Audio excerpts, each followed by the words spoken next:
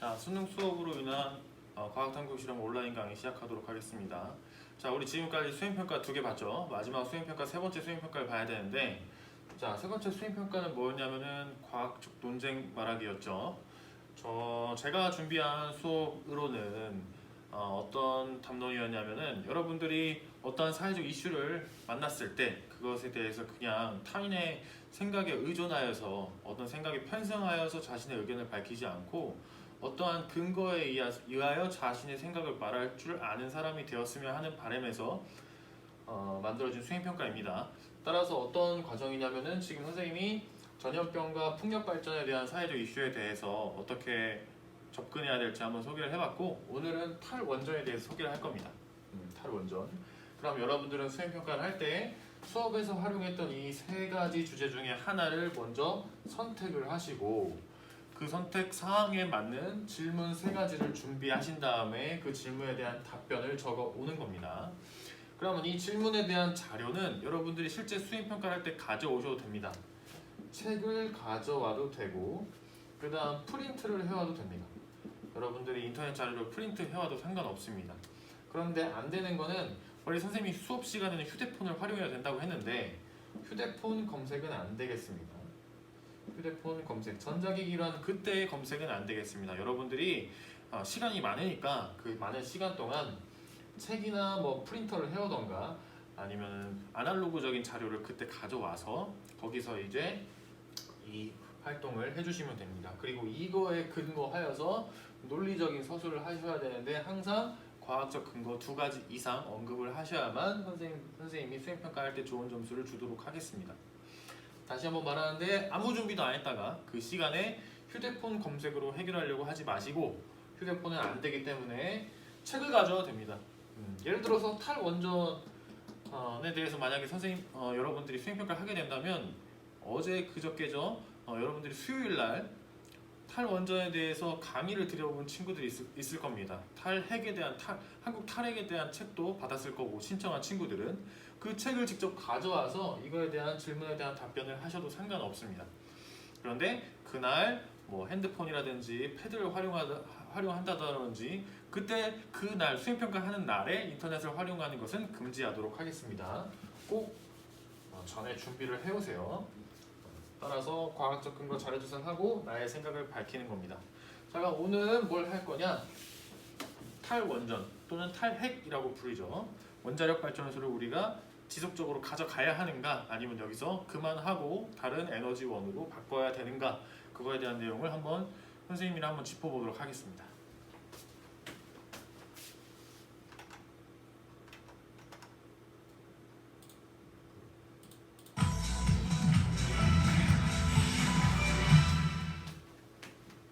원전 중심의 발전 정책을 폐기하고 탈핵 시대로 가겠습니다.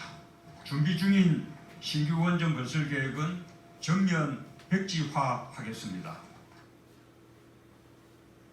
네, 정부가 탈원전을 선언했습니다. 값싼 에너지를 추구했던 과거와 달리 이제부터는 안전한 에너지로 방향을 바꾸겠다는 것이죠. 자연스럽게 전기요금 인상은 불가피해졌습니다. 그러면 과연 얼마나 오를 것인지 자유한국당을 비롯한 야당에서는 폭등이라는 주장도 나왔고, 시청자들 사이에서도 관심이 커지고 있습니다. 팩트체크팀에도 문의가 들어왔는데요. 그래서 확인을 해봤습니다. 오대영 기자, 급등, 네. 폭등 이렇게 전망을 해도 되겠습니까? 결론부터 말씀드리면요. 네. 사실로 보기 어렵습니다. 오늘 새롭게 발표된 자료가 있습니다. 네. 바로 이건데요. 국책연구기관인 에너지경제연구원의 분석 결과입니다. 2030년에 발전 비용이 2016년 실적치 대비해서 21% 증가할 것이다, 이렇게 추정이 됐는데요. 이 발전 비용이 모두 전기요금에 그대로 반영이 된다면 자연 인상분 외에 11.6조 원이 늘어나게 되는 겁니다. 네. 이를 저희 팀이 연 단위로 나누고요. 다시 한 가구가 부담할 액수로 단순 계산을 해봤더니 1년에 한 가구가 추가로 부담해야 될 액수 8,367원이 나왔습니다. 네, 그러니까 이제 8,300원이면 결코 이제 폭등이나 급등이라고 보기는 좀 어려울 것 같은데, 물론 단순 계산이고 이제 추정치를 이야기하는 거잖아요. 맞습니다. 네. 에너지경제연구원이요, 정부가 발표한 에너지별 비율을 그대로 반영을 했는데 석탄과 원자력의 비율을 정부는 크게 줄이고요. 반면에 가스와 신재생 에너지를 크게 늘리는, 녹색으로 크게 늘리는 방식으로 계산을 하고 있는데 이걸 반영한 겁니다. 2016년 정산 단가의 발전량을 곱한 건데요. 다만 이 계산이 물가 상승, 유가 등이 고려되지 않기 때문에 이 변수에 따라서 차이가 있을 수 있다는 점을 말씀을 드리겠습니다. 네, 그러니까 이제 미래 전기요금을 예측한다는 게 워낙 이제 변수가 많기도 하고, 그러면 탈원전을 말한 정부는 요금이 얼마 오를 거다라는 공식적인 추정치를 내놓은 게 있습니까? 그렇지 않습니다. 산자부를 포함해서 어떤 기관도 공식적인 추정치가 나와 있지 않습니다. 네. 다만 민간 차원에서 여러 예측을 하고 있는데요. 기준에 따라서 제각각이었습니다. 예를 들면 공약 단계부터 반대를 해왔던 한국원자력학회에서는 원전을 천연가스로 전량 대체하면 25%가 오르는 반면에 이걸 신재생 에너지로 대체를 하면 요금이 무려 79%가 오른다라는 전망을 내놓고 있습니다. 반면에 오늘 저희가 주목한 에너지경제연구원의 자료는 어제 정부가 발표한 기준을 그대로 반영했다는, 그래서 첫 전망치였다는 점에서 의미가 있습니다. 네. 이제 원전을 축소하는 건 시대적인 흐름에 부합하는 거잖아요. 안전과 환경을 위한 것이니까. 근데 이제 이런 가격 인상이 국민 찬반 여론에 어느 정도 이제 좌우하던 그런 요소가 될 수 있지 않겠습니까? 그렇습니다. 네. 과거에 한 민간 연구소가 여론조사를 한번 실시했습니다. 네. 원전 축소를 가정을 했을 때 전기료 인상을 어디까지 감내할 것이냐라는 질문을 했는데요. 인상해서는 안 된다라는 의견이 저 아래 21.4%였고요. 10% 이하로 올리면 받아들일 수 있다라는 의견이 무려 54.7%였습니다. 그러니까 전기료의 인상 폭이 찬반 의사에 결정적이었다는 걸 알 수가 있습니다. 네. 그렇다면 오늘 내놓은 에너지경제연구원 분석으로는 크게 걱정할 수준은 아니겠군요. 요금으로는 그런데요. 다만 고려해야 될 게 또 있습니다. 바로 대체 에너지 여부인데요. 미국의 사례를 한번 보겠습니다. 미국이 신규 건설을 중단을 했다가 34년 만에 재개를 했습니다. 다시 건설했거든요. 네. 일본은 후쿠시마 사고로 원전을 모두 가동 중단했습니다. 그런데 결국은 재가동을 했습니다. 요금 문제도 있지만 이와 더불어서 대체 에너지가 부족해서 결국 정책을 되돌린 겁니다. 이런 사례의 교훈점을 우리가 참고해 볼 만합니다. 네. 어제 정부 발표는 큰 그림이었고,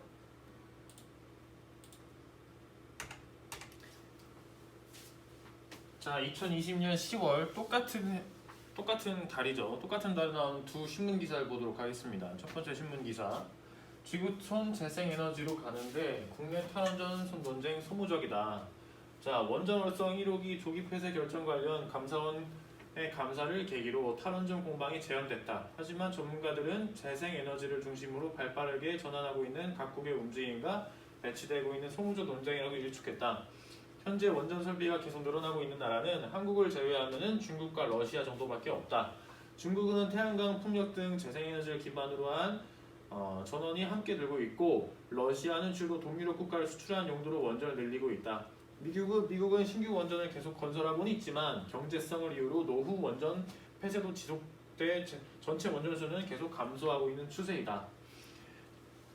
자, 방금 전에 본 뉴스에서는 미국이 다시 원전을 만들었다고 되어 있죠. 그게 2017년이었습니다. 근데 이제 2020년 보면은 미국이 만들고는 있으나 계속 오래된 원전을 폐쇄하여 가지고 미국 전체의 원전 수는 계속 감소하고 있다. 뭐 이런 뜻이었고요.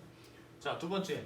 국민의힘 김종인 비대위원장은 22일 월성 1호기 조기 폐쇄 관련 감사원의 감사 결과에 대해 탈원전 명분으로 경제성을 고려하지 않고 폐쇄했다는 결과를 확인했다며, 현 정부는 무슨 근거로 원자력 발전 사고도 한 번 안 겪어본 우리나라에서 굳이 탈원전을 했느냐고 했다. 자, 김 위원장은 이날 비대위 회의에서 지금 전 세계가 원자력 발전의 르네상스 시대를 맞이하고 있다. 독일의 탈원전을 따라한 나라는 아마 우리나라 정도가 아닌가 생각한다. 김 위원장은 그러나 독일의 탈원전 결과는 에너지상으로 봤을 때 매우 실패한 결과라는 게 경제 전문가의 결론이다 라고 되어 있습니다. 자, 여기는 탈원전, 원자력 발전소를 그만하는 게 시대적 흐름이다. 여기는 뭐 그건 아니다 라는 주장을 하고 있죠. 뭐가 팩트인지는 여러분들이 자료조사를 통해 한번 확인해 보시고 같은 사실이라 하더라도 입장 차이에 의해서 다르게 해석될 수 있다는 것도 여러분들이 느끼셔야 됩니다. 자, 그런데 여기는 원자력 발전소는 그만하자, 여기는 원자력 발전소를 하자 이렇게 되어 있는데, 두 가지 논쟁에서 가장 핵심은 뭐냐면은 여기는 어떤 가치에 우선을 두는 거죠? 어떤 가치에 우선을 둘까요? 원자력 발전소는 뭐하다? 그렇죠. 위험하다입니다. 위험하다. 여기는 안전에 가치를 두는 겁니다. 하지만 안전에 가치를 둔다고 우리가 항상 잘 사는 건 아니죠. 왜냐하면은 우리가 여기서 말하는 안전은 발생할 수 있는 위험에 대한 안전을 말하는 겁니다. 그죠? 그런데 이제 우리가 에너지를 너무 많이 사용하고 있습니다. 여기서 사용하고 있는 이런 인프라가 있는 사회에서 갑자기 에너지를 줄일 수는 없겠죠. 그러면은 원자력 발전소에서 끌어오는 에너지를 다른 발전소에서 끌어와야 되는데 그게 과연 경제적으로 도움이 되는가 이겁니다. 여기 보면은 이제 반대하는 쪽의 입장은 하나죠. 경제적이지 않다. 원자력 발전소를 폐쇄하면은 갑자기 전기세가 오를 것이고 그러면은 서민들한테 피해가 갈 것이다라는 게 탈원전 반대에 대한 주장의 근거입니다. 자, 그러면은 이 기사만으로도 봤을 때 우리는 두 가지를 알 수 있어요. 일단 원자력 발전소가 위험할 수 있다. 하지만 엄청난 에너지를 주는 거다라는 정도는 알 수 있습니다. 하지만 우리가 얼마나 위험하고 얼마나 많은 에너지를 줘서 우리한테 우리 사회에 좋은 영향을 주기도 하고 나쁜 영향을 주기도 하는지 우리가 구체적으로 모릅니다. 원자력 발전소가 얼마나 위험한지를 아는 것, 원자력 발전소가 파괴되었을 때 그 엄청난 위험성을 알고서는 이 문제를 접근하는 거와 두 번째, 원자력 발전소가 얼마나 많은 에너지, 다른 석탄 에너지나 대체 에너지에 비해서 얼마나 많은 에너지를 제공하길래 이런 위험에도 불구하고 계속 지속적으로 해야 나가야 되는가를 아는 것, 과학적으로 아는 것은 이 논쟁에 대해서 나의 생각을 말하는데 굉장히 중요한 요인이겠죠. 하지만 모르고서는 과연 이걸 보면은 과연 우리가 객관적인 생각을 할 수 있을까? 선생님은 없다고 생각합니다. 그러면 이제 여러분들 대부분의 사람들은 이제 자기가 좋아하는 정당이나 이념에 근거하여서 그냥 사건을 판단하고 거기에 따라가도록 되어 있겠죠. 그래서 여러분들은 그러지 않았으면 좋겠다는 생각에서 그러면 이거에 대해서 한번 뭘 알아야 되는지 한번 마인드맵을 한번 펼쳐봅시다. 여러분들이 해야 되는데 우리가 온라인이니까 선생님이 일단 해봤습니다. 한번 봅시다. 자, 문제는 탈원전이죠. 탈원전. 원전을 이제 벗어나자. 탈원전.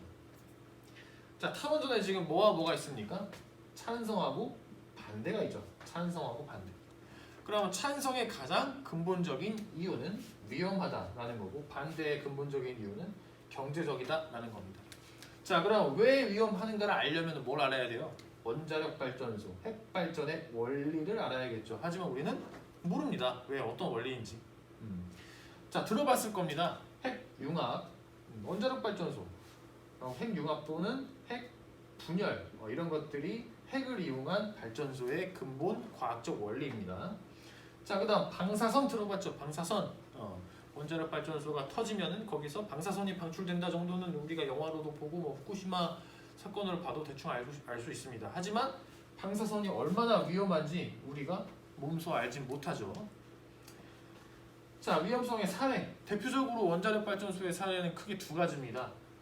우크라이나 옛날 구소련에 있던 체르노빌에서 이제 원자력 발전소가 터진 것. 요새 미국 드라마에서 원자력 발전소가 터진 체르노빌을 영화로 만들어서 좀 많은 인기를 끌었었죠. 그다음 몇 년 전에 발생한 동일본 대지진에 의한 후쿠시마 원자력 발전소 폭파 사건 그게 있습니다. 자, 이거를 알면은 우리나라가 어느 정도 위험성이 있는지 대충 알 수 있겠죠. 그다음 외국 탈원전 했던 외국의 사례를 아냐 모르냐. 아까 독일 나왔죠. 독일이 탈원전의 대표적인 그린 에너지의 대표적인 국가입니다. 그 나라가 지금 얼마나 앞서갔고 거기서 문제점이 없었는가를 아니면 장점이 있었는가를 알아야겠죠. 그다음 우리나라 원전의 상황. 우리나라 원전은 되게 이제 가장 유명한 게 경주에 있는 것들이죠. 그리고 다 어디냐면 바닷가에 있습니다. 왜 바닷가에 있어야 하는지도 우리는 모릅니다. 그것도 알면 좋겠죠. 그리고 만약에 우리나라 원전이 만약에 후쿠시마처럼 터져버린다면 어떻게 될 건지 그 정도. 그다음 반대한다면 이제 경제성이 나왔는데 그러면 전기 에너지 사용의 개념, 전력이라는 게 뭔지 알아야 될 거고 탈원전 후 사례. 이제 아까 보면 독일이 뭐 잘못됐다고 하는 주장도 있는데 그게 뭐가 있는지. 그다음 이게 가장 중요하죠. 석탄 발전가 얼마나 효율적인가. 석탄 발전보다 얼마나 원자력 발전소가 엄청나길래 이렇게 경제적으로 좋다는 건가. 데이터상으로 우리가 알 필요가 있겠죠. 선생님은 예시로 질문을 3가지 만들어 봤습니다. 첫 번째는 원자력 발전의 원리 일단 알아야겠죠. 두 번째, 방사선의 피해 정도. 방사선의 피해 정도를 안다면은 그것을 감수할 수 있을지 아니면 감수 못할지도 자신의 판단에 좀 근거가 될 수 있을 것 같습니다. 자, 세 번째, 외국 사례. 체르노빌과 후쿠시마는 어떤 사례에 의해서 터졌고 그 피해는 어떠한가 그거를 좀 알면은 우리가 근거가 될 수 있을 것 같습니다. 자, 여기까지 한 다음에 여러분한테 질문을 만들려고 한다면은 쉽지 않겠죠. 그래서 선생님이 약간 배경 지식을 살짝 넣어주겠습니다. 그러면 그 배경 지식 안에서 질문을 만들어도 좋으니까 지금부터 한번 선생님한테 한번 잘 들어보세요. 지금 뭐 할 거냐면은 원자력 발전소의 원리를 잠깐 짚어보도록 하겠습니다. 원자력 발전소의 원리. 그 안에서 궁금증을 찾아가지고 여러분들이 해결을 해도 좋을 듯 합니다.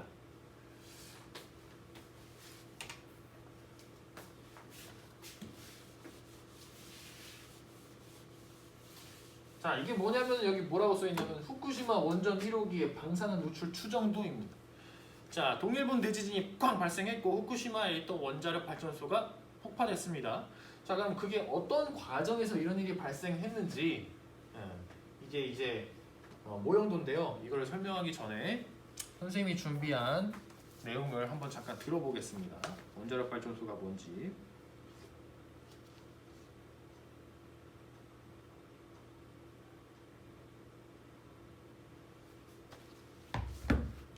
자, 원자력 발전소 안에는 이러한 방 같은 게 있어요. 이 방을 뭐라고 하냐면 노심이라고 합니다. 노심. 자, 노심. 자, 노심 안에는 연료가 있어야겠죠. 핵 연료가 있습니다. 그래서 이걸 원료봉이라고 해요. 원료봉. 그럼 여기에서는 이 원료봉에서는 이제 핵 발전이 일어나는 그 근원인 물질들이 여기 있는 겁니다. 그리고 나서 이 물질들이 어떠한 과정에 의해서 엄청난 열을 만들어내요. 열. 근데 이게 너무 많은 열을 발생한다 보면은 우리 원자력 폭탄 알죠? 핵폭탄. 핵폭탄이 되기 때문에 이거를 뭐 해야 되냐면은 제어해야 돼요. 제어봉이라는 게 있습니다. 그럼 여기서는 에너지를 만들고 이거는 얘를 너무 많이 만들지 말라고 약간 억누르고 있는 겁니다. 자, 그러면 원료봉에서 어떻게 에너지가 나오는지를 알아야겠죠. 자, 원료봉에서 어떤 일이 발생하냐면은 핵반응이 일어나요. 핵반응. 여기가 보이나 모르겠네.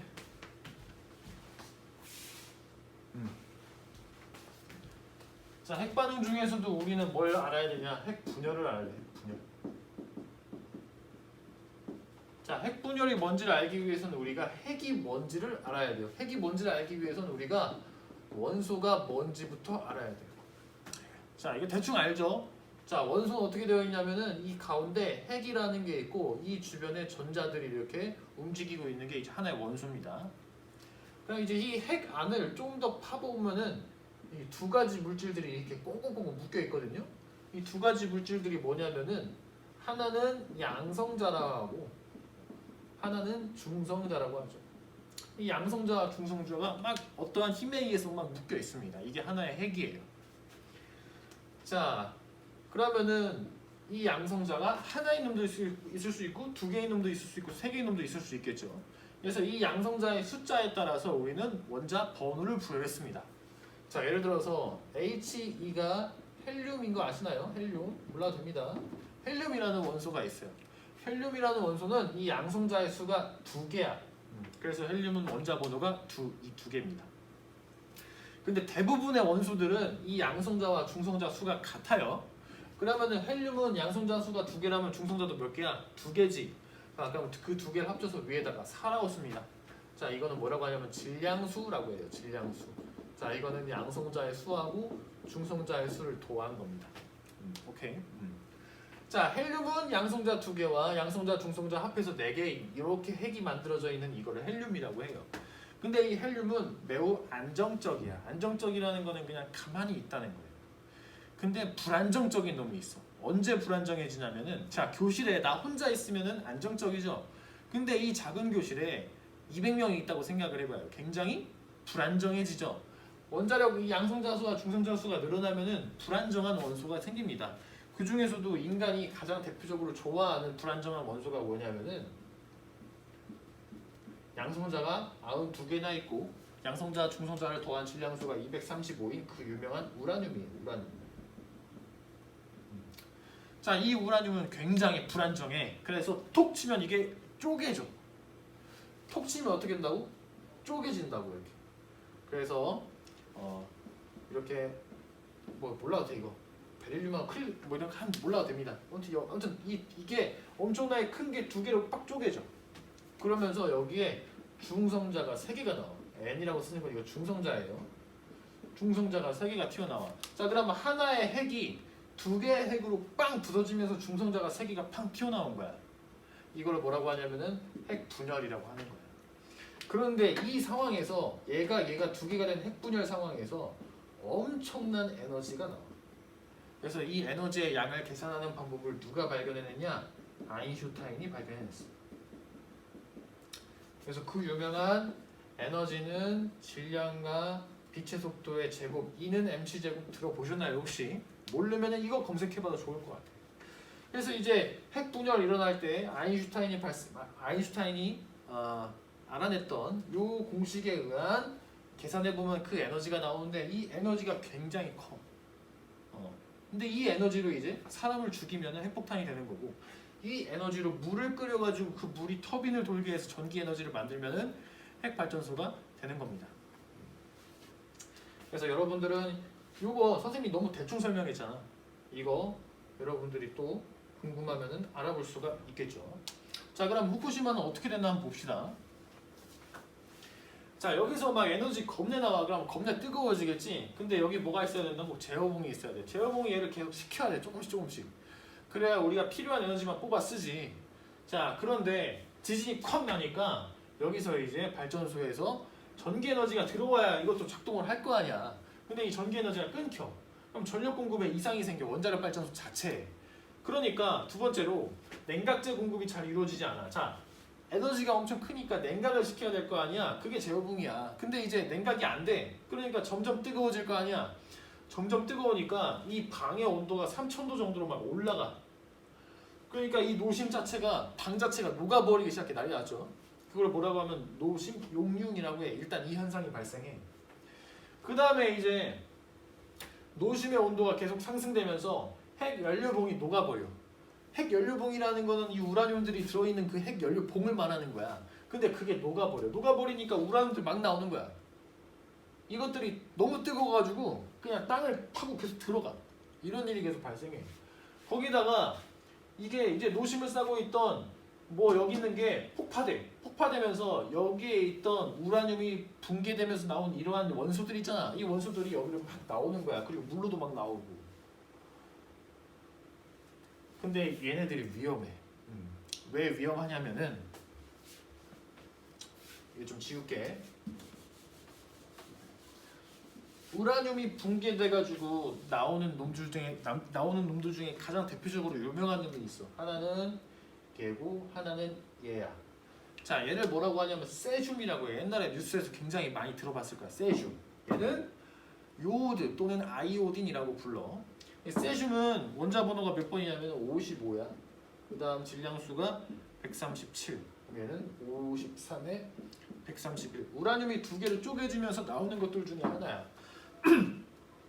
근데 아까 우라늄이 쪼개지면서 선생님이 써준 거는 베릴륨하고 크립톤 이런 것들이었는데 그런 것들도 위험하지만 얘네들이 특히 위험해. 왜 그러냐면은 자, 얘는 일단 지구상에 원래 있던 원소가 아니야.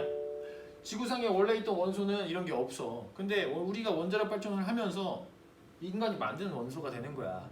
근데 얘는 가만히 있지 못해. 가만히 있지 못하고 얘가 뭐가 되냐면은 바륨이 돼. 그래서 바륨은 원자 번호가 56이고 똑같이 얘는 137이야. 자, 그러면은 양성자가 55였는데 양성자가 56 됐으니까 원자 번호가 바뀌어가지고 이름이 바뀐 거야. 근데 얘가 얘로 자연스럽게 바뀐다고. 그걸 뭐라고 하냐면은 베타 붕괴라고 해. 베타 붕괴. 자, 베타 붕괴에 대해서 또 알면은 좋겠죠. 대충 설명하겠습니다. 자, 베타 붕괴가 일어나면 뭐가 발생하냐? 여기서 드디어 방사선이 나와. 근데 방사선 중에 뭐가 나오냐? 감마선이 나와. 자, 방사선에는 크게 대표적으로 종류가 3가지가 있어. 알파선, 베타선, 감마선. 알파선, 베타선, 감마선. 근데 여기서는 이제 감마선이 나와. 근데 이 감마선이 우리가 쬐게 되면 굉장히 위험하다고. 자, 그리고 이 세슘은 반감기가 30년이야. 반감기라는 게 뭔지도 한번 알아보세요. 반감기가 30년이라고 해가지고 얘는 아무튼 오래가니까 일단 세슘 우리가 먹어봐. 먹으면 어떻게 돼? 이 안에서 계속 감마선 나오는 거야. 그럼 우리의 인체한테 피해가 가겠죠. 그러면 이 감마선이 우리 인체에 왜 피해를 주는지도 찾아보면 좋겠죠. 자, 아이오딘도 똑같아. 똑같이 베타 분계가 일어나.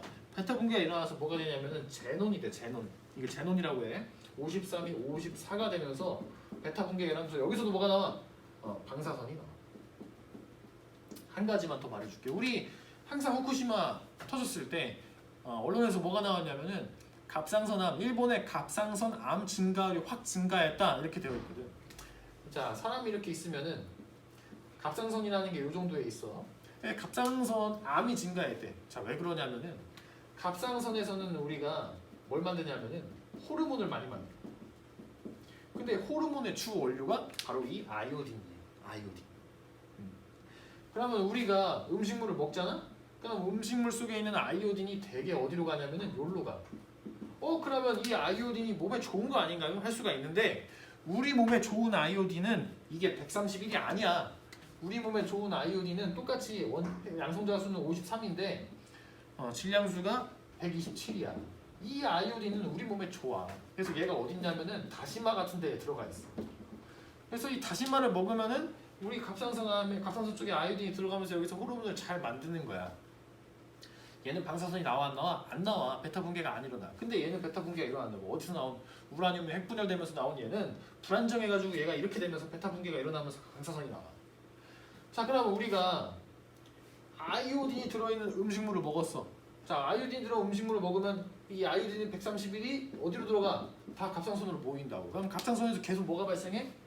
방사선이 나와. 그럼 갑상선의 세포들이 잘못돼가지고 여기서 뭐가 발생해? 암이 발생하겠지. 그래서 갑상선 암이 많이 증가하는 거야. 좀만 더 가볼까? 자, 이렇게 원자력 체르노빌이라는 영화를 보면은 후쿠시마 이게 폭파되니까 그 전문가가 뭐라고 하냐면은 요오드를 먹으라고 해. 아이오딘을 먹으라고 해. 그 아이오딘 먹으라고 하는 그 아이오딘은 얘야. 왜냐면은 얘를 다량으로 먹으면은 얘가 못 들어와. 인체 내에 있던 131 아이오딘이 갑상선으로 못 들어와. 왜냐면 여기에 아이오딘이 포하기 때문에. 그래서 미리 아이오딘을 먹어 놓는 거야. 갑상선 암을 좀 줄이기 위해서. 그래서 아무튼 이런 식의 메커니즘으로 우리 몸에 좋지 않은 물질들이 나올 수가 있어요. 얘네들이 어떻게 되면 바깥으로 나와버려요. 또 하나 가볼까? 자, 여기서 원료봉에 있는 에너지가 막 핵반응이 일어나서 에너지가 막 나왔어. 그러면 이 원료봉이 다 그냥 사라져버리냐? 아니야. 뭐가 나오냐면은 폐기물이 나와. 이걸 핵폐기물이라고 해. 근데 핵폐기물은 10에서 100만 년 동안 안전하게 보관해야 돼. 자, 10에서 100만 년 동안 안전하게 보관해야 된다는 건 역설적으로 뭘까? 위험하다는 거지. 예. 아직까지 인간이 핵폐기물을 완벽하게 안전하게 보관할 수 있는 보관 장치가 없어. 근데 원자력 발전소를 계속 돌리면 이건 어때? 계속 나오겠지. 하지만 어느 정도의 보관 장치에다 보관을 하겠지. 자, 탈원전을 하지 말자는 하는 사람들은 여기에 가치를 두는 거야. 왜냐면은 여기서 나오는 에너지가 어떻거든? 겁내 크거든. 말도 안 되게. 그런데 핵발전을 이제 막자라는 사람들은 그게 만약에 이게 터져버리면 얘가 나오고 얘가 나오면 이제 난리 난다는 거지. 그런 쪽으로. 그러면은 만약에 원자력 발전소가 사고가 나지 않는다면 덜 위험한가? 그 정도도 한번 생각을 해봐야 될 것 같아. 그래서 여러분들이 선생님이 지금 소스를 좀 줬어. 그러니까 여기서 궁금한 거 좀 찾아가지고 한 3가지만 한번 해결해 보세요. 컴퓨터 검색을 하거나 여러분들이 받은 탈핵한국이라는 책을 보면 꽤 많은 내용이 나와요. 원자력 발전소를 꼭 유지하겠다고 생각하는 친구도 이 정도는 알아야 돼. 이 정도는 알고 여기에 있는 내용을 근거하여서 설명할 줄 알아요. 그래서 선생님은 같이 다 일리 있는 내용이야. 대체 에너지가 완벽하게 준비가 됐다면 선생님은 탈핵을 해야 된다고 생각을 해. 하지만 지금 준비가 안 됐다면 급격하게 막는 것도 안 된다고 생각을 하는 정도는 하긴데 선생님이 개인적인 생각으로는 이제는 대충 준비가 됐다고 생각을 해. 선생님이 어렸을 때는 솔직히 준비가 안 됐어. 근데 지금은 대체 에너지, 태양광 발전도 그렇고 풍력 발전도 그렇고 대체 에너지 개발이 꽤 많이 이루어져가지고 어느 정도 준비가 됐다고 생각하는 입장 중에 하나입니다. 여러분도 한번 과학적 근거를 한번 알아보고 그 근거에 의해서 한번 수행평가를 할 때 자기 주장을 한번 펼쳐봤으면 좋겠습니다. 자, 오늘은 여기까지 하고 다음 주 목요일날 수능날이니까 끝나겠네. 그러니까 목요일날은 온라인 수업도 없고 그 다음 주에 이제 학교에 왔을 때 수행평가 보는 겁니다. 수행평가에 대한 자세한 안내는 카카오톡으로 한번 더 하도록 하겠습니다. 자, 오늘 여기서 마무리하겠습니다.